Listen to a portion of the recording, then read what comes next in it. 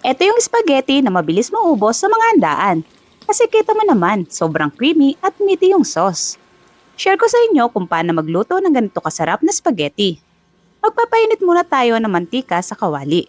Dito natin ipiprito saglit itong hotdogs.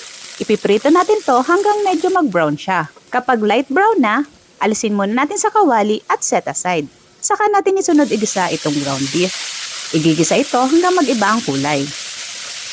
Tuloy lang ang paggigisa hanggang medyo mag-brown siya para mas malasa. Then, ilalagay na natin itong bawang at sibuyas. Igisa natin ito hanggang bumango.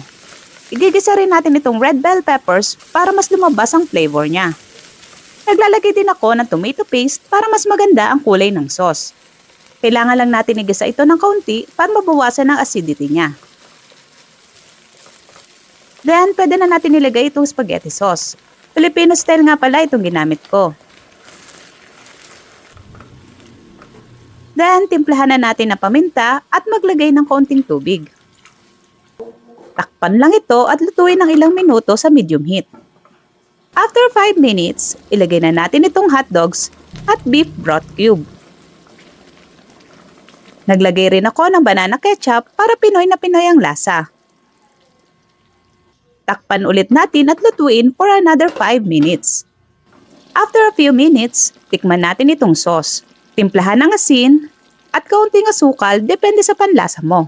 Naglagay rin ako ng kaunting grated cheese. Lutuin lang natin ito hanggang matunaw ang cheese. Mula saan ka pala nanonood ng video na ito, comment down below para mag-greet kita sa next video ko. Shoutout pala kina Olivia Gaspar ng Bahrain, Nani De Villa ng Batangas, Leonisa Marcelani ng Rizal, Mel Bautista ng Bulacan, at Rosalia Carrizo ng Muntinlupa City. Thank you so much for always watching. At okay na ang ating spaghetti sauce. Lutuin naman natin itong pasta. Sa kumukulong tubig, maglagay ng asin. Ilagay na rin yung pasta. Lutuin ito according sa package instruction or hanggang maging al dente. After a few minutes, luto na ang ating pasta. Hanguin na natin. May dalawang serving options kayo. Pwedeng ihalo na natin itong sauce sa pasta gaya nito.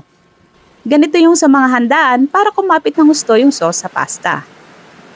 Pwede rin naman na buhusan ng sauce ang pasta gaya nito. Saka natin lalagyan ng grated cheese sa ibabaw. Kayo nang bahala kung saan kayo masaya.